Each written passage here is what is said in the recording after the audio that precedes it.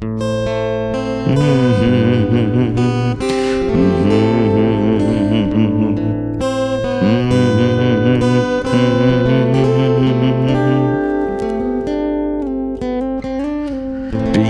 kasih Tuhan,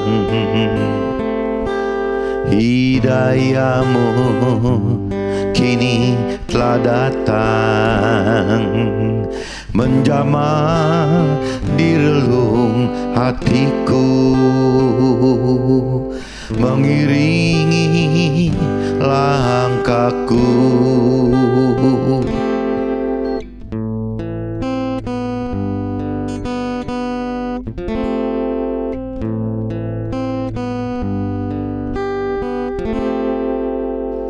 Sungguh aku bahagia, sungguh hidupku kini berarti. Kasih-Mu memeluk jiwaku, Kau tuntun langkahku.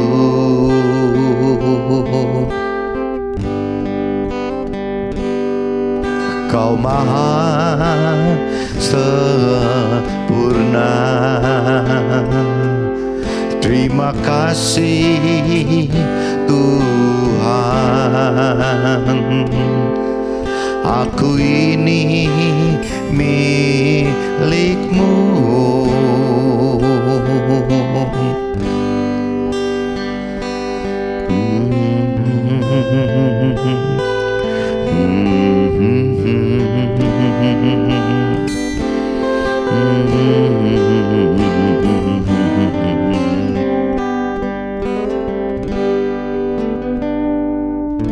Sungguh aku bahagia, sungguh hidupku kini berarti. Kasih-Mu memeluk jiwaku, Kau tuntun langkahku.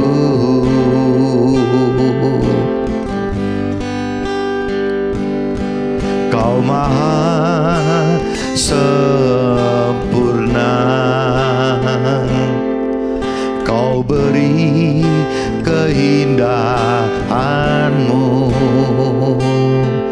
Terima kasih Tuhan, aku ini milik-Mu. Aku ini milik-Mu.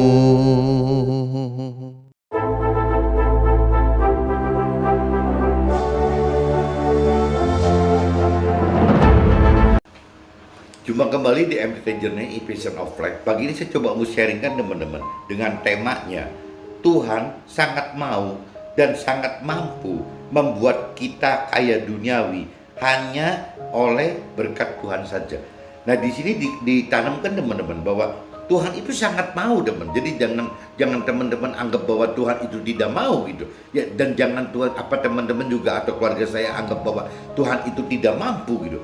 Tuhan itu sangat mau dan sangat mampu, teman-teman. Apabila kita mendapatkan seluruh dunia gitu, baik itu berupa harta tahta, pemenuhan kebutuhan dunia, selama itu bukan karena terjadi karena keinginan kita, teman-teman, tapi terjadi karena memang berkat yang dari Tuhan saja gitu. Contoh seperti Pak Joshua kemarin utarakan, seperti contoh Nabi Abraham itu gitu. Nabi Abraham itu sangat kaya loh, teman. Tuhan itu beri kekayaan ke Nabi Abraham, dan juga jadi bukan Tuhan tidak mau memberi berkat kepada Abraham secara duniawi gitu. Bukan berarti Tuhan tidak mampu memberi berkat Abraham secara duniawi. Tuhan itu memberikan berkat duniawi kepada Abraham. Dasarnya itu bukan karena keinginan Abraham, teman. Jadi Tuhan bentuk, Tuhan proses Abraham sampai Abraham itu sudah tidak menginginkan kekayaan dari diri sendiri gitu. Jadi Tuhan setelah legowo, setelah mantap menilai bahwa Abraham itu tidak tertarik oleh hal-hal duniawi, baik harta tahta dan pemenuhan keinginan duniawi itu gitu, sudah hilang semua dari Abraham. Nah, dari situ Tuhan mulai teman gujurin Abraham itu dengan ya berkat-berkat duniawi teman. Tapi Abraham juga tidak hidup jadi akhirnya seperti yang targetkan diri untuk bagaimana mengumpulkan sukses duniawi, kebahagiaan dunia. Abraham tidak seperti itu teman. Sehingga ini dibuktikan oleh Abraham. Waktu Abraham itu sukses duniawi, bahagia duniawi di dalam Ur Kasdim, Abraham kota pertama yang ditinggal itu ya Ur Kasdim gitu. Abraham membuktikan kepada Tuhan ya bahwa Abraham mau ikut perintah peraturan Tuhan, mau ikut dorongan hatinya Abraham yang dari Tuhan itu, dan Abraham melangkah meninggalkan Ur Kasdim. Padahal waktu dia pindah ke kota Ur Kasdim, dari kota Ur Kasdim ke kota A gitu, kota A itu kan jadi mulain lagi teman-teman. Yang mestinya sudah menghasilkan di kota Ur Kasdim ditinggalkan semua gitu, masuk lagi ke kota A gitu. Nah, bagi orang tuanya, mungkin bagi keluarga besarnya Abraham, mungkin bagi keluarga kecil Abraham, bahkan mungkin dari keluarga Abraham sendiri, saya nggak ngerti apakah terjadi waktu itu Abraham ribut sama Sarah gitu, istrinya. Nah, saya nggak ngerti cerita di firman Tuhannya, nggak ada gitu. Tapi kalau buat yang saya alamin, ya pasti ribut, pasti logikanya ribut dengan istrinya gitu. Kalau Abraham waktu itu dengan Sarah sudah punya anak, karena waktu itu Abraham belum punya anak dengan Sarah, mestinya jadi tidak ada kendala dengan anak. Tapi kalau seandainya waktu itu Abraham dan Sarah punya anak, jangan-jangan juga ribut sama anak teman-teman. Ya jangan-jangan ribut sama orang tuanya, jangan-jangan ribut sama mertuanya, jangan-jangan ribut sama keluarga kecilnya, jangan-jangan ribut dengan keluarga besarnya. Jadi Abraham itu yang disebut Pak Joshua benar-benar imannya itu iman kelas wahid gitu. Ya berani membuktikan itu teman. Dari awal meninggalkan Ur Kasdim aja Abraham sudah berani gitu. Nah, waktu berjalannya waktu gitu, Abraham ujian terakhirnya, Tuhan biarkan terjadi ujian cobaan, mengorbankan Ishak anak tunggalnya, anak satu-satunya, dan ditunggu sekian hampir 100 tahun gitu. Ya, itu Abraham menyediakan juga pasrahkan juga ke Tuhan gitu, bahwa Ishak nggak apa-apa dikorbankan aja. Nah, padahal waktu perjalanan dari mulai meninggalkan Ur Kasdim, ini kan pasti kaitannya kan dengan urusan usaha, karena Abraham sebagai pengusaha, urusannya dengan keluarga, dengan Sarah gitu, urusannya dengan pemerintahan waktu itu, banyak sekali kendala-kendala yang Abraham harus hadapi teman. Tapi setiap kalau saya cermati dari sisi usaha Abraham itu nggak pernah ngeluh teman-teman. Dari Ur Kasdim usahanya ditinggal pindah ke kota A, ya nggak ngeluh. Dia mulai lagi ngerintis kota A. Ya kota A udah berhasil lagi, ditinggalkan lagi ke kota B. Kota B itu sama aja tidak ngeluh. Ya dari kota B ditinggalkan lagi masuk ke C. Ini baru dari sisi yang saya cermati dari usaha teman. Belum cerita keributan Abraham dengan si Sarah istrinya gitu. Apakah Sarah ini juga istimewa lagi gitu, bahwa benar-benar sebagai istri itu benar-benar dia tunduk kepada Abraham? Saya nggak ngerti, nggak ada ceritanya lagi. Cuma yang jelas kalau dengan perjalanan waktu, ya Sarah itu tetap mengikuti Abraham terus sampai titik meninggalnya. Sampai meninggalnya Sarah itu ya tetap masih bersama dengan Abraham gitu. Lain cerita dengan istrinya Ayub. Kalau istrinya Ayub berujung di ujungnya dengan Ayub itu, di kehidupan Ayub yang kedua, apakah itu istri yang lamanya atau Ayub dengan istri yang baru? Ini tanda tanya teman. Karena istri yang pertamanya jelas, atau istri yang lama itu jelas tidak duduk dengan Ayub teman.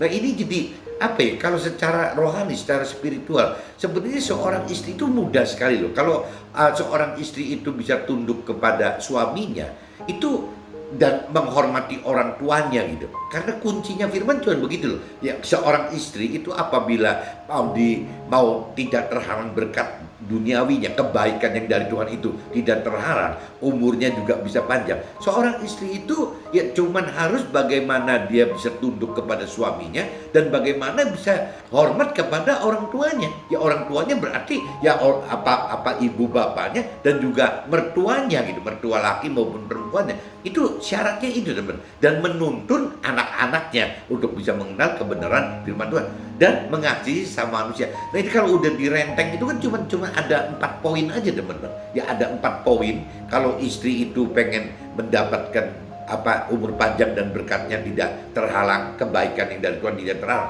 Cuma 4 itu aja, teman. Bagaimana dia tunduk kepada suami, bagaimana dia menghormati orang tua dan mertuanya, bagaimana dia menuntun anak-anak ke jalan kebenaran, dan bagaimana dia mengasihi sama manusia. Cuma 4 poin ini aja, teman. Nah, cuman kalau istri yang bebal gitu, tidak ngerti-ngerti, akhirnya nggak percaya, teman. Ya, bahwa kalau mau sukses sih bukan caranya seperti itu. Nah, akhirnya si istri ngambil langkah dengan cara-cara pola-pola dunia, teman-teman. Akhirnya begitu. Tapi cerita saya pagi ini bisa juga terbalik, teman-teman. Bisa cerita terbalik dari sisi misalnya yang namanya istrinya sudah lebih mengerti kedalaman akan firman Tuhan dulu. Bisa terbalik, teman-teman. Istrinya itu ya tunduk kepada suami dalam arti kata, bagaimana sih si suami ini tidak terhalangi berkatnya dan si suami ini bisa burung panjang gitu. Ya nggak jauh-jauh, teman. Satu, dia harus mengasihi istrinya, suaminya loh harus mengasihi istrinya. Kedua, harus menghormati orang tua dan mertuanya. Ketiga, harus menuntun anak-anaknya. Keempat, harus mengasihi sama manusia. Jadi yang beda cuma satu, teman. Kalau si pihak istri harus tunduk kepada suaminya gitu. Kalau si suami harus mengasihi istrinya. Udah syaratnya itu, teman. Kalau 4 poin ini dipegang oleh suami istri, rasanya ya Tuhan mau dan Tuhan sangat mampu gitu untuk memberkati pasangan suami istri ini dengan cara ya berkat-berkat dari Tuhan, bukan berkat-berkat yang diperoleh oleh sendiri tuh. Kalau berkat yang karena target kesusahan duniawi, karena memang yang kita mengandalkan kita atau kita mengandalkan manusia, itu yang justru Tuhan khawatirkan. Berkat-berkat yang seperti itu bisa-bisa nanti kalau sudah sukses sekali, sudah mapan sekali hidup di dunia, akhirnya tidak bisa diajak untuk pindah ke akhirat, teman-teman. Padahal firman Tuhan katakan dunia ini adalah tempatnya iblis, dunia ini adalah sifatnya sementara, dunia ini hanyalah menumpang gitu. Ya, dunia itu adalah tempat proses kita bagaimana mencapai kedalaman pengertian firman Tuhan dan juga mencapai ya peningkatan level iman kita, teman-teman. Nah, ini tujuannya kenapa Tuhan butuh ini, ya karena Tuhan butuh apabila kita bisa mengenal, mengerti dan melakukan firman Tuhan secara maksimal, ya Tuhan bisa manfaatkan kita sebagai timnya Tuhan di dalam sorga. Tidak cuma kita dijadikan seperti warga sorga rata-rata saja, teman-teman. Jadi Tuhan pengen kita itu sebenarnya seperti itu, teman. Jadi serupa dengan firman Tuhan, serupa dengan apa yang dilakukan oleh Nabi Isa, dan kalau bisa sempurna seperti kehendak, rancangan dan kehendak Tuhan. Tuhan menghendaki itu, teman-teman. Kalau untuk bicara serupa dengan firman Tuhan atau Nabi Isa, berusaha sesempurna mungkin seperti Tuhan inginkan, ya kuncinya bukan cuma kita bagaimana cukup melakukan firman Tuhan aja, teman-teman, tapi kita harus bisa belajar mengajarkan firman Tuhan. Nah, mengajarkan firman Tuhan ada 2 kan, saya sering sharingkan. Kalau memang punya talenta mentor rohani, dia akan mempelajari teori firman Tuhan kepada kita. Tapi kalau kita yang bukan mentor rohani, kita ada di marketplace di dunia sekuler sebagai pengusaha atau orang karir, ya kita satu-satunya jalan cuma bisa memberitakan kesaksian hidup kita bersama Tuhan selama ada di jalur rel Tuhan gitu. Ini cerita kitab Matius pasal 6, 25, 34 itu seperti itu, teman. Nah, saya coba sebelum masuk ke dalam, saya cerita bacakan dulu kitab Matius 16, teman-teman, pasal 21 sampai 28, teman.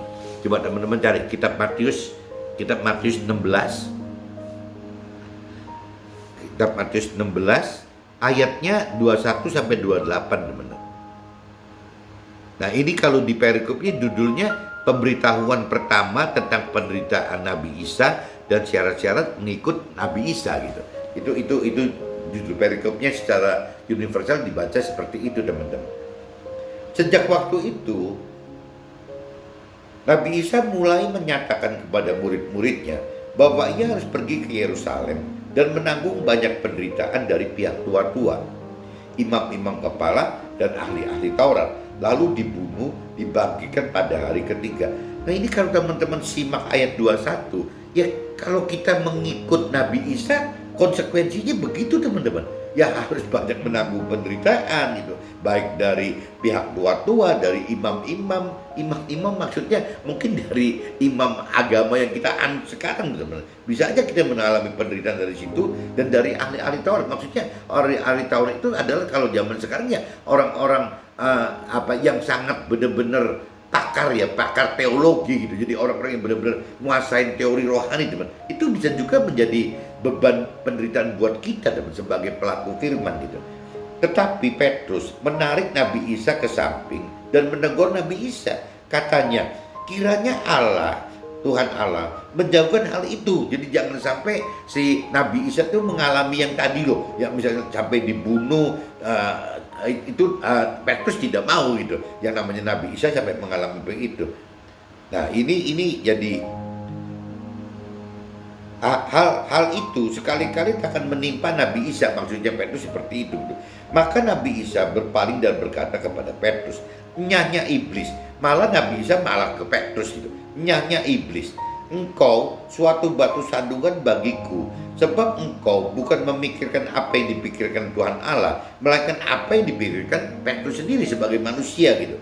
Lalu Nabi Isa berkata kepada murid-muridnya, setiap orang yang mau mengikut Nabi Isa, atau mungkin kalau sekarang Nabi Isanya udah meninggalkan firman Tuhan, teman. Kalau kita universitaskan lebih dalam lagi, setiap orang yang mau mengikut firman Tuhan, ia harus menyangkal dirinya, memikul salibnya, maksudnya salib itu memikul penderitaan, dan juga mengikut ya firman Tuhan, teman-teman. Gitu. Jadi Nabi Isa katakan kepada murid-muridnya seperti itu. Karena barang siapa mau menyelamatkan nyawanya, ia akan kehilangan nyawanya. Tetapi barang siapa kehilangan nyawanya karena aku, ia akan memperolehnya. Nah, nyawa di sini teman-teman, mentor rohani yang sudah senior menjelaskan bahwa nyawa di sini adalah ya pikiran, perasaan dan kehendaknya manusia sendiri, teman-teman. Itu yang pasti orientasinya duniawi, teman. Jadi nyawa yang bagi orang dunia gitu, orang yang hanya punya keyakinan, nyawa itu adalah hal-hal yang berkaitan dengan duniawi, teman-teman. Pikiran, perasaan, kehendak yang sifatnya duniawi oleh kita sendiri. Tapi kalau bicara nyawa yang Tuhan maksud gitu, kalau kita menghendaki hal-hal nyawa yang di duniawi itu, ya Tuhan katakan kita akan kehilangan nyawa. Maksud nyawa yang mana yang Tuhan maksud itu? Nah, yang Tuhan maksud adalah nyawa dalam arti kata pikiran, perasaan dan kehendak Tuhan di akhirat nanti, teman. Jadi nyawa itu bisa diartikan dua, teman. Nyawa secara duniawi adalah pikiran, perasaan, kehendak manusia yang berorientasi kepada duniawi. Tapi kalau bicara nyawa yang dari pikiran Tuhan, dari rohani, dari firman Tuhan, adalah pikiran, perasaan, kehendak Tuhan yang berorientasi kepada akhirat, teman-teman. Bedanya gitu, teman-teman. Yang di duniawi itu adalah fana gitu, sementara. Ya, yang namanya di akhirat kekal ya berarti kekal dan memang tetap tidak bisa berubah, teman. Bahkan firman Tuhan ajarkan bahwa proses kita hidup di dunia ini yang fana ini, di dunia sekarang ini adalah sementara, hanya seperti menumpang saja dan tempat proses gitu untuk bagaimana kita menentukan posisi kita di akhirat nanti, apa masuk ke dalam neraka atau surga. Kalaupun masuk ke dalam surga hanya sebagai warga surga atau timnya Tuhan untuk mengelola surga gitu. Nah, ini pengertiannya seperti itu, teman-teman. Tapi ya itu harus mengikuti firman dan harus menyangkal diri. Menyangkal diri berarti melepaskan dari keinginan duniawi dan memikul penderitaan gitu. Dan mengikut firman Tuhan, melakukan firman Tuhan. Karena barang siapa mau menyelamatkan nyawanya, maksudnya di dunia ini, ia akan kehilangan nyawanya. Berarti nyawa di akhirat nanti, teman-teman. Supaya teman-teman gak bingung, teman-teman. Jadi di ayat 25 itu maksudnya gitu loh. Nyawanya bagi dunia adalah sekarang gitu ya, manusia duniawi. Kalau bicara nyawa yang di akhirat, di surga itu ya nyawa yang dengan parameter adalah rohani, teman-teman. Ukurannya alam akhirat gitu. Apa gunanya seorang memperoleh seluruh dunia tapi kehilangan nyawanya? Maksudnya apabila kita hanya mentargetkan sukses duniawi, kebahagiaan duniawi dan pemenuhan hal-hal duniawi, tapi akhirnya waktu kita meninggal dunia, di akhiratnya kita nggak dapatkan itu, teman-teman, nggak dapatkan nyawa. Nah, firman ingatkan gitu, apa gunanya seorang memperoleh seluruh dunia tapi kehilangan nyawanya di akhirat nanti? Dan apakah yang dapat diberikannya kepada ganti nyawanya gitu? Nanti di akhirat itu ganti nyawanya apa gitu? Kan nggak bisa karena kekal, tidak pernah ada bisa perubahan lagi gitu. Sebab anak manusia akan datang dalam kemuliaan Tuhan Allah diiringi malaikat-malaikatnya. Pada waktu itu ia akan membalas setiap orang yang menurut perbuatannya. Nah itu, jadi siapa menurut perbuatannya itu berapa banyak hidup kita melakukan firman, berapa dalam kita mengenal firman, berapa dalam kita mengerti akan firman, dan berapa mampu ya kita mengerti dan mampu melakukan firman. Itu nanti ya diukur dari perbuatan kita di dunia ini, yaitu proses tadi, teman. Bagaimana berproses, bermetamorfosa dari urat menjadi kepompong dan kupu-kupu. Itu kita harus alami itu, teman-teman. Aku berkata padamu, sesungguhnya di antara orang yang hadir di sini ada yang tidak akan mati sebelum mereka melihat Anak Manusia datang sebagai Raja dalam kerajaannya. Itu kalau Tuhan kehendaki. Tuhan katakan dalam firman-Nya seperti itu. Nah, ini saya sudah bacakan, teman-teman, di kitab Matius pasal 6 ayat 25 sampai 34 dan kitab Matius pasal 16 ayat 2 sampai 28, teman-teman. Nah, ini saya coba masuk ke draft, teman-teman. Apa yang saya alami gitu. Jadi temanya tadi saya udah jelaskan, teman-teman mudah-mudahan nangkap, teman-teman. Jadi teman-teman jangan salah tangkap, jangan salah mengerti bahwa Tuhan itu tidak mau dan tidak mampu membuat kita kaya gitu secara duniawi, memiliki seluruh dunia. Tuhan itu sangat mau, sekali lagi teman, Tuhan itu sangat mau dan suka, Tuhan itu sangat mampu gitu. Selama yang namanya hal-hal seluruh dunia itu diperoleh dengan cara jalannya berkat yang dari Tuhan, teman. Kenapa? Karena kalau jalannya itu karena kita mengandalkan diri kita sendiri, kita mengandalkan manusia lain gitu, ya kita benar-benar menghadapi sini. Semua akhirnya yang Tuhan khawatirkan itu kita nanti akhirnya mencapai target sukses duniawi, sukses duniawi dan bahagia duniawi itu akhirnya ya tidak dengan mengandalkan Tuhan, akhirnya mengandalkan diri sendiri, teman. Nah, waktu orang sudah mengandalkan diri sendiri, akhirnya susah gitu. Ya, untuk sukar sekali, untuk yang firman Tuhan katakan, sukar sekali orang kaya masuk surga. Orang kaya itu karena udah kebacut kaya gitu, sukar sekali loh, teman. Kenapa? Firman Tuhan begitu detailnya menjelaskan sukar sekali. Karena kalau buat pengalaman saya, bukan cuma orang kaya, teman. Orang tidak kaya pun sukar masuk surga gitu. Tapi bagi orang yang kaya itu malah bukan cuma sukar sekali, sangat sukar gitu, teman. Itu bagi orang kaya seperti itu. Makanya Tuhan tidak mengharapkan, tidak menginginkan, tidak menghendaki orang itu keburu kaya sebelum mengenal-mengerti dan mampu melakukan firman Tuhan, teman. Takutnya jadi dilos gitu. Ya, yang Tuhan mau itu ya yang Pak Joshua tadi sharingkan ya harus bisa untuk dipakai sebagai berkat Tuhan, kekayaan itu, sehingga kita tidak ada ikatan apa-apa, teman-teman. Ini judulnya seperti itu, teman-teman. Nah, ini saya baca di firman Matius pasal 6, teman, ayat 25 khususnya. Janganlah khawatir akan hidupmu, akan apa yang hendak kamu makan atau minum, dan janganlah khawatir pula akan tubuhmu, ya, akan apa yang hendak kamu pakai. Bukankah hidup ini lebih penting dari makanan dan tubuh itu lebih penting dari jasmani? Nah, ini Tuhan ingatkan seperti itu, teman-teman. Jangan ributin soal makan minum terus, jangan ributin soal pakaian gitu. Yang mesti diributin itu adalah ya di dalamnya gitu, di dalam pakaian, di dalam makanan minum itu ada apa sih? Nah, Tuhan ingetin bahwa kita lebih penting dari makan dan minum itu yang lebih penting daripada pakaian. Jadi di sini bukanlah hidup itu lebih penting, jadi hidup itu lebih penting gitu. Bukan cuman makan, minum, dan pakaian, tapi hidup kitanya loh. Ya di dalam makanan gitu, di dalam minuman, di dalam pakaian itu ada tubuh kita. Nah, hidup kita ini lebih penting, teman-teman. Firman Tuhan di kitab Matius pasal 6 ayat 25 ingatkan seperti itu, teman-teman. Nah, kalau di firman Matius pasal 6 ayat 31 sampai 32, teman-teman, kalau kita simak gitu, di ayat 31-nya, sebab itu janganlah kamu khawatir dan berkata, apakah yang akan kami makan? Apakah yang akan kami minum? Apakah yang akan kami pakai gitu. Nah, di ayat 32-nya, semua itu dicari bangsa-bangsa yang tidak mengenal Allah. Nah, ini kalau kita perhatikan, simak di ayat 32, teman-teman. Ya, di sini Tuhan garis bawahi gitu. Semua itu apa yang dikaitkan dengan makanan, minuman, dan pakaian, semua itu dicari bangsa-bangsa yang tidak mengenal Allah, teman-teman. Itu cerita di ayat 31 dan 32-nya. Saya kadang-kadang salah paham, teman. Salah persepsi sendiri gitu.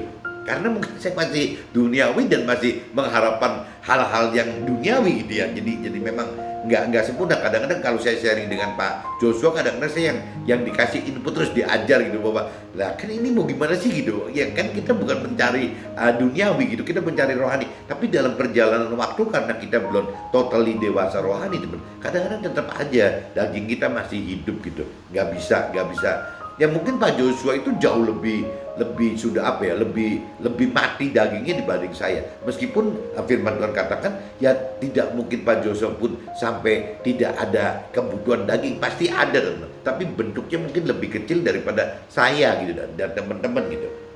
Jika kita kaitkan ini saya yang protes kemarin sama Pak Joshua gitu. Kalau kita kaitkan firman Matius 6 pasal 6 ayat 32 ke Matius pasal 6 ayat 33, itu kan cuma beda satu ayat aja teman-teman. Ya, di sini dikatakan di kitab Matius pasal 6 ayat 33, tetapi carilah dahulu kerajaan Allah dan kebenarannya, maka semuanya itu akan ditambahkan kepadamu. Itu. Jadi Tuhan bukan bohong gitu. Tuhan beneran gitu. Ya apa dalam kitab Matius pasal 6 ayat 33 itu, tetapi carilah dahulu kerajaan Allah dan kebenarannya, maka semuanya itu akan ditambahkan kepadamu. Tuhan janjikan, maka semuanya itu akan ditambahkan kepadamu. Kata-katanya begitu. Menurut sharing kemarin gitu, kemarin malam dengan Pak Joshua tanggal 3 Oktober tahun 2021 ini, sebenarnya Tuhan sudah tahu gitu. Jadi kalau saya protes, kenapa sih Tuhan kok nggak kasih tambahan buat saya gitu. Nah Pak Joshua ingatkan gitu, sebenarnya Tuhan sudah tahu bahwa manusia itu mendua hati. Jadi sebenarnya Tuhan tahu bahwa saya ini yang belum dewasa rohani, ya pasti akan mendua hati teman-teman. Jadi saya masih mengharapkan dengan keinginan masuk surga, tapi juga sekaligus menginginkan kekayaan. Itu nggak bisa dipungkiri teman-teman. Itu yang saya rasakan kemarin ini seperti itu gitu. Jadi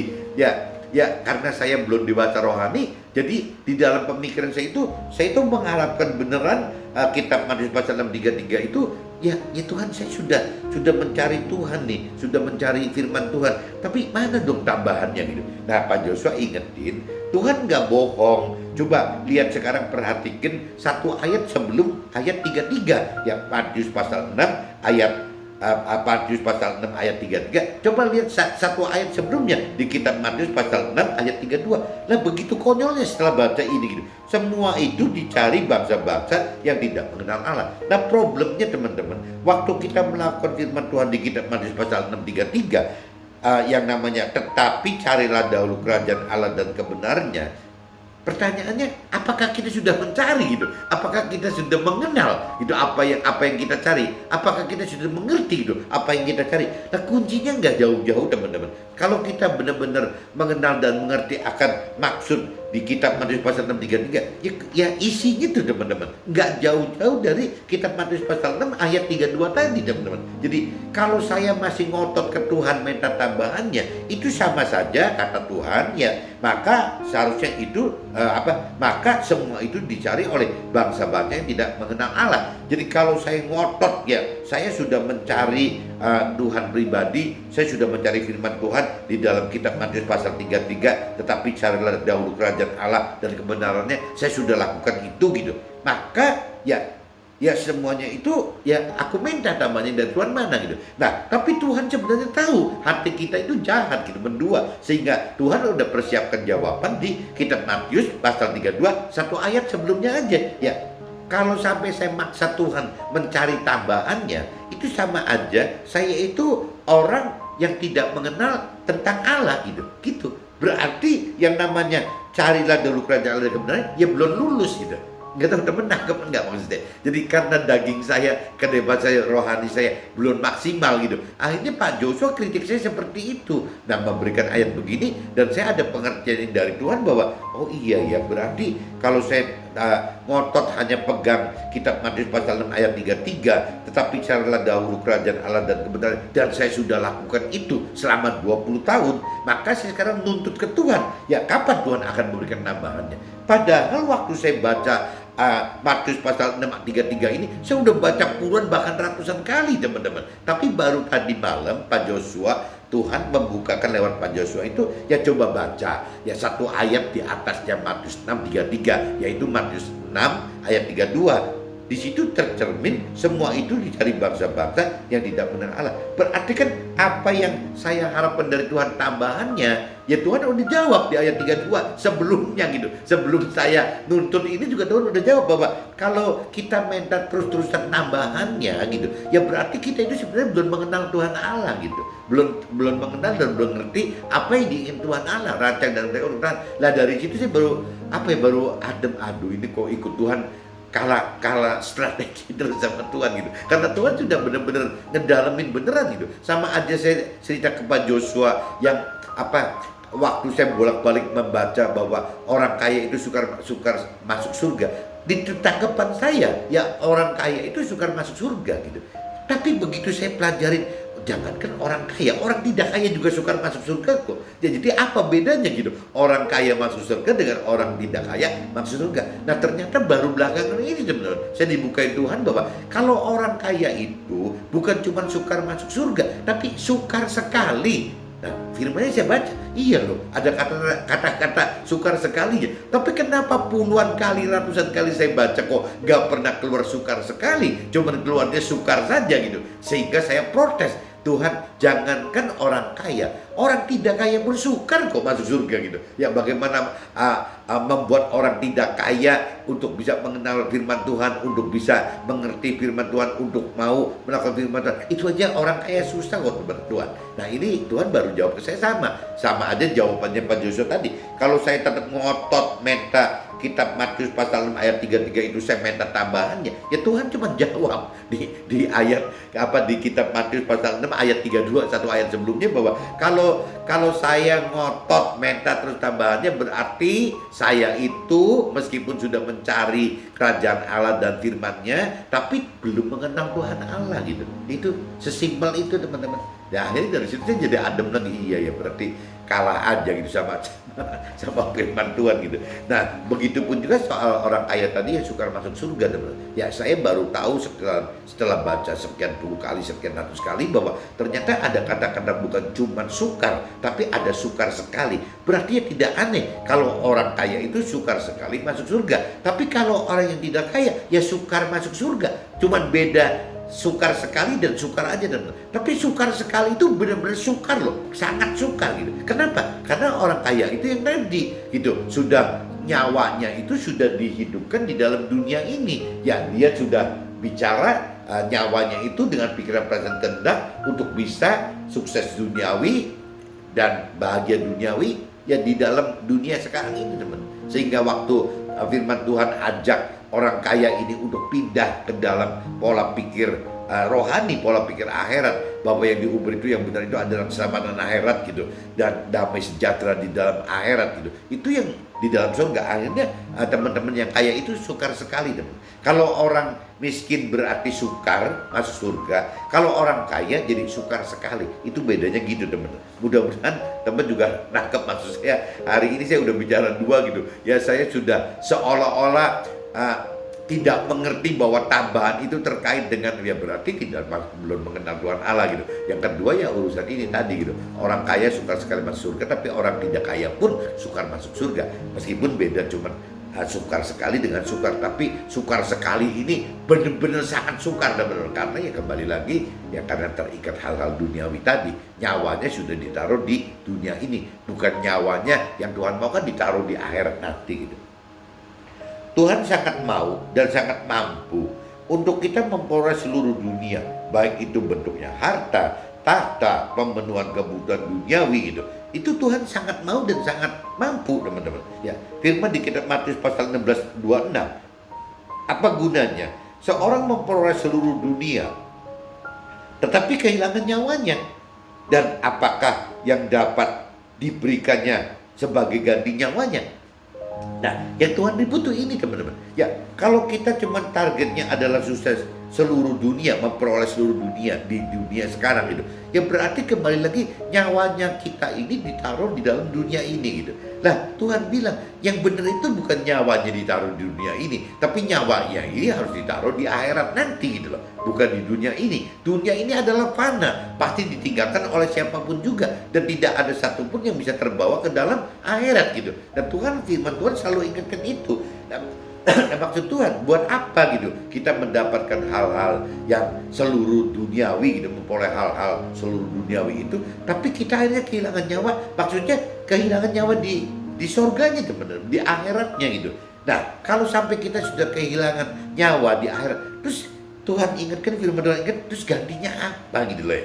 Bagaimana kita tidak mendapatkan selamanya hidup di akhirat gitu. Itu terus gantinya apa gitu. Ya kita kan masuk neraka. Dan untuk masuk neraka pindah ke dalam akhirat udah nggak mungkin teman-teman. Ya, satu-satunya tempat yang bisa menentukan kita masuk neraka atau surga itu ya cuma dunia ini teman-teman. Ya, tempat proses kita untuk menuju ke dalam neraka atau akhirat ya ada di dunia ini. Begitu masuk ke alam akhirat, entah itu surga atau entah itu neraka, tidak pernah bisa ada perubahan apa-apa. Nabi Abraham katakan bahwa ada jurang yang sangat dalam, sangat lebar gitu, yang tidak bisa ya orang dari surga masuk ke neraka, orang dari neraka pindah ke surga, itu nggak bisa teman.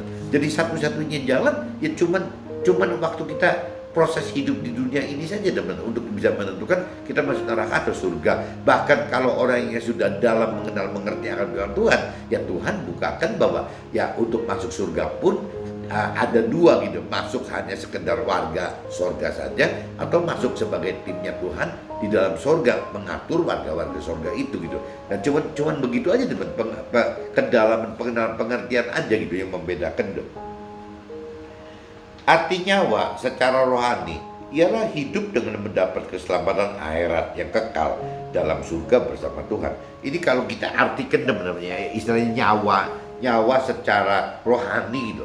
Ya arti nyawa secara rohani yaitu teman-teman ialah hidup dengan mendapat keselamatan akhirat yang kekal dalam surga bersama dengan Tuhan. Itu kalau bicara nyawa secara rohani.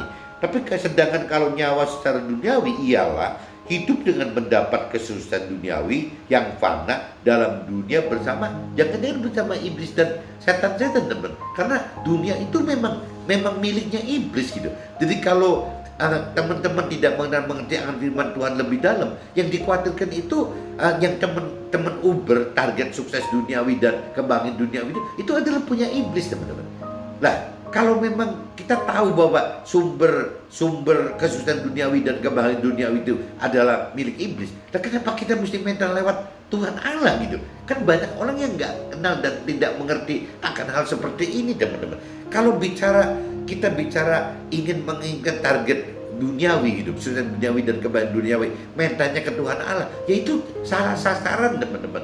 Pasti jadi susah karena memang Tuhan tidak janjikan itu gitu. Tuhan tidak janjikan sukses duniawi, tapi Tuhan janjikan keselamatan akhirat. Tuhan tidak janjikan kebahagiaan duniawi, tapi Tuhan janjikan akan damai sejahtera dalam akhirat. Nah, untuk dari sukses duniawi ke dalam sukses akhirat, ini justru syarat itu harus meninggalkan keterikatan kita dalam hal duniawi tadi teman. Harus bisa melepaskan diri dari hal-hal duniawi tadi gitu. Nah, untuk bisa mendapatkan kebahagiaan damai sejahtera di akhirat, kita justru harus bagaimana hidup di dunia itu bukan mendapatkan sukacita duniawi, tapi justru kita harus mengalami duka cita di dalam duniawi ini teman-teman.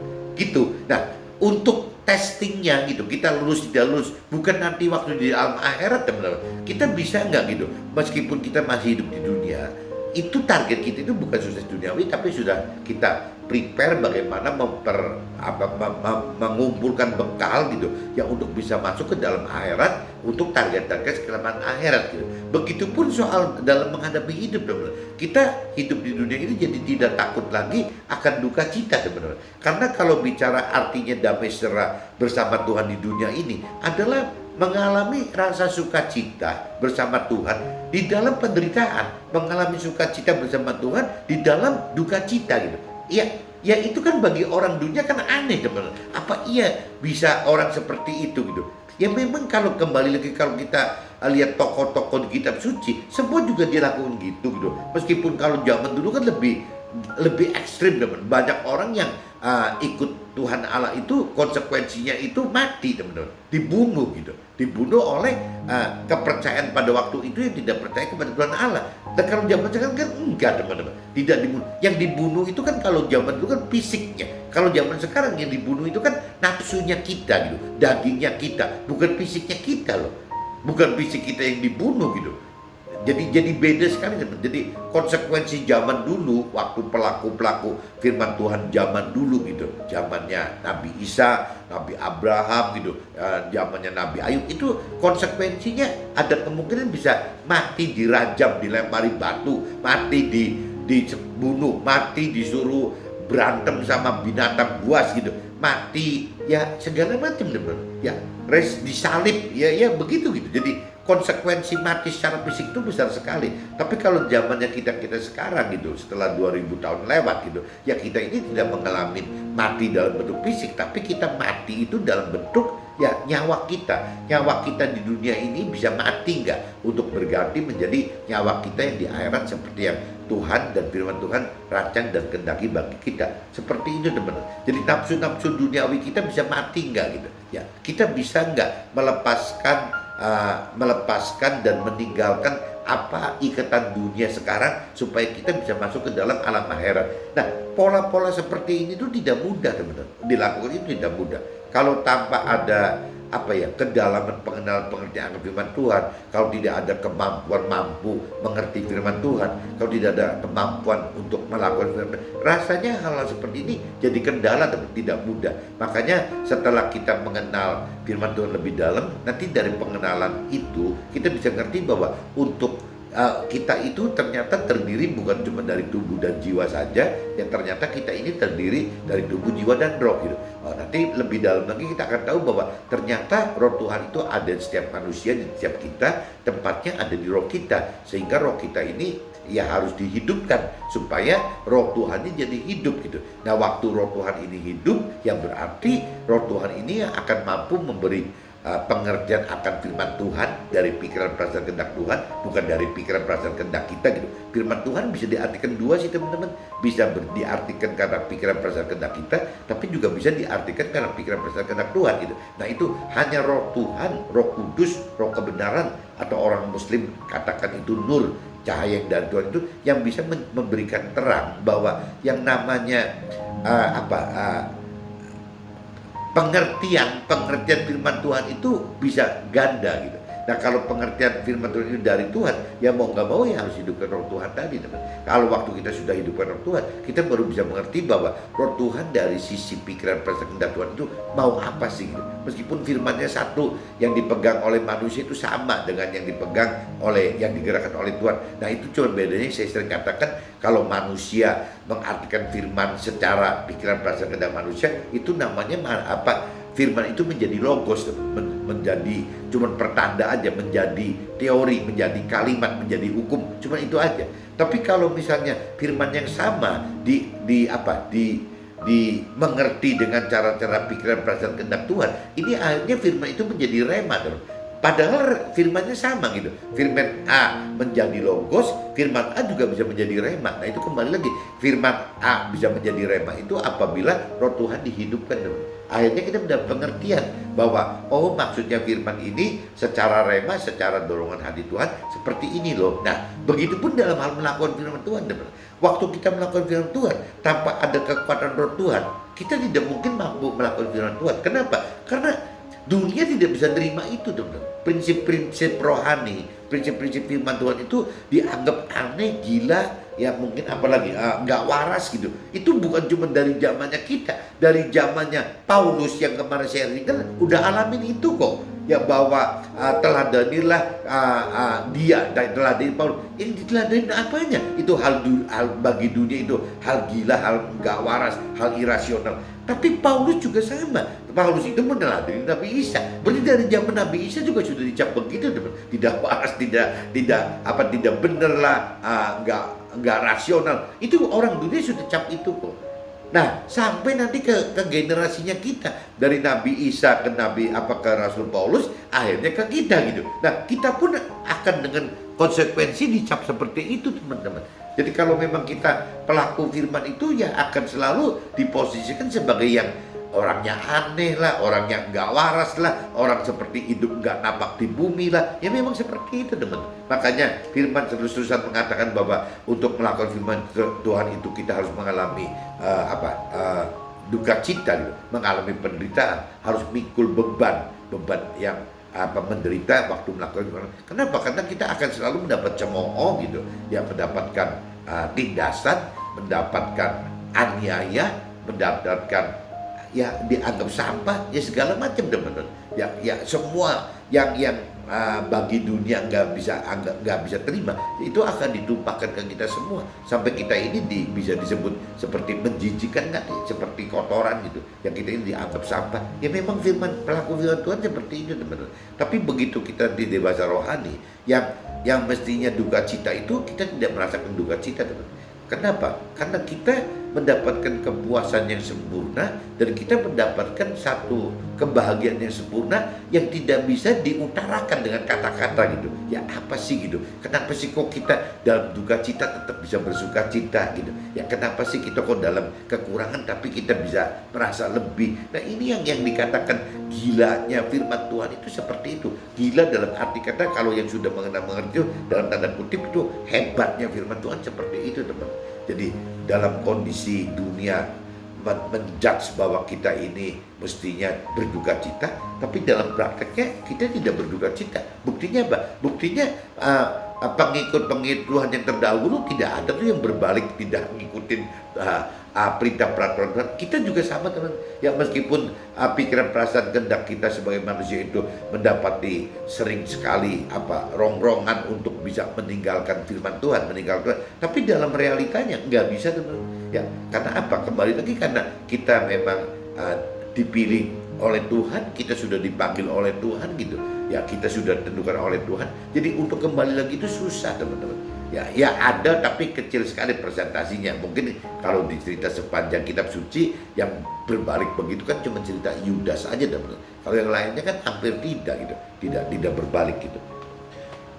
Itu maksudnya gitu. Nah sharing Pak Joshua yang kemarin-kemarin itu sebenarnya bukan Tuhan tidak mau memberi kekayaan dunia kepada manusia yang mengenal Tuhan. Jadi ingetin nih, sharingnya Pak Joshua ini kuncinya gini, sebenarnya bukan Tuhan tidak mau memberi kekayaan dunia kepada manusia yang mengenal Tuhan gitu, yang mengenal Tuhan. Kalau manusia yang sudah mengenal Tuhan, Tuhan tuh sangat mau gitu, sangat mampu untuk memberikan berkat-berkat yang sifatnya kepentingan seluruh dunia gitu. Tuhan mampu ya memberikan soal harta, memberikan tahta, memberikan pemenuhan kebutuhan duniawi. Itu Tuhan sangat mau dan sangat mampu teman-teman. Nah cuma problemnya kita sudah mengenal belum gitu. Kita sudah mengenal Tuhan enggak gitu. Nah, tetapi manusia itu sudah harus seperti Abraham. Jadi Pak Joshua kemarin-kemarin mengingatkan, ya kalau kita sudah bisa seperti Abraham, nah ceritanya lain gitu. Ya Tuhan memberkati Abraham dengan berlimpah-limpah juga. Buat Abraham sih tidak merasa itu berkat yang berlimpah-limpah. Buat Abraham biasa-biasa aja gitu. Ya wajar aja kalau Tuhan bisa memberikan berkat-berkat macam itu, namanya juga Tuhan gitu. Nah, cuman Abraham akan menggunakan kekayaan duniawi seluruh dunia ini ya untuk kepentingan Tuhannya sendiri, bukan untuk kepentingan Abraham gitu. Kenapa Abraham rela memberikan hal-hal ke seluruh duniawi ini untuk kepentingan? Memang Abraham tidak merasa mencari itu kok, tidak berusaha mati-matian mentargetkan diri mencari duniawi, bagaimana mati-matian sampai keringat darah mengandalkan diri sendiri, bagaimana mengandalkan manusia-manusia lain untuk bisa sukses dunia. Abraham tidak lakukan itu kok, sehingga Abraham beranggapan bahwa ya semua itu memang dari Tuhan gitu. Ya wajar aja lah kalau kita pakai lagi untuk kepentingan Tuhan. Itu polanya seperti itu teman-teman. Jadi kalau sampai kita sudah dewasa rohani bisa sampai ke titik itu, Pak Joshua bilang, ya Tuhan sangat mau dan sangat mampu gitu untuk memberkati seperti itu, asal kita sudah kenal Tuhan dulu. Sebelum kita kenal Tuhan, terlalu resiko gitu. Bukan Tuhan nggak mau atau tidak mampu memberikan berkat seluruh dunia kepada kita. Mampu banget gitu. Tapi Tuhan tidak mau kita sampai kehilangan Tuhan gitu. Jangan sampai kita kehilangan nyawa di akhirat nanti. Yang kita dapat, yang kita peroleh hanya nyawa di dunia ini. Yang sedangkan Tuhan pengen nyawa kita adanya di akhirat nanti. Nah di nyawa yang di akhirat nanti itu Tuhan katakan kalau sudah hancur di dunia ini, terus gantinya nyawa di akhiratnya pakai apa gitu. Karena di akhirat sudah tidak bisa berubah apa-apa. Tidak bisa kita bertobat di akhirat itu, nggak bisa gitu. Kalau kita mau bertobat ya sekarang gitu, mumpung masih hidup di dunia ini gitu. Intinya gitu teman. Tapi ini kalau Pak Joshua penegasin lagi, tetapi manusia itu sudah harus seperti Abraham yang menjadi kaya oleh karena berkat dari Tuhan, bukan menjadi kaya oleh karena keinginannya sendiri. Kalau pakai bahasanya Pak Joshua seperti ini teman-teman. Tapi intinya mudah-mudahan teman bisa nangkep teman-teman. Jadi kembali lagi pagi ini yang saya perlu sharingkan itu bahwa Tuhan itu sangat mau dan sangat mampu membuat kita kaya duniawi. Hanya Tuhan pengen itu dapat dari berkatnya Tuhan, bukan dari target sukses duniawi kita, bukan dari target kebahagiaan duniawi kita, bukan dengan kita mengandalkan diri sendiri, bukan kita dengan mengandalkan orang lain itu untuk mendapatkan hal-hal seluruh duniawi tadi. Nah kalau yang seperti itu Tuhan takut akan gagal. Yang Tuhan mau semua itu harus dari berkat Tuhan. Nah kembali yang tadi tambahannya teman-teman, apabila kita ingin mendapatkan berkat Tuhan gitu, yang tadi saya katakan ada 4 poin yang harus kita jalankan. Yang bagi seorang istri adalah harus tunduk kepada suami, harus hormat kepada orang tua dan mertua, harus bisa menuntun anak-anak ke jalan kebenaran, dan juga harus mengasihi sama manusia. Itu 4 seorang istri. Tapi seorang suami juga sama aja 4 teman-teman. Cuman harus nomor 1 harus bisa mengasihi istri, kedua harus bisa menghormati orang tua dan mertua, nomor 3 harus bisa menuntun anak-anak ke jalur yang benar, nomor 4-nya harus sama mengasihi sama manusia. Intinya itu teman-teman.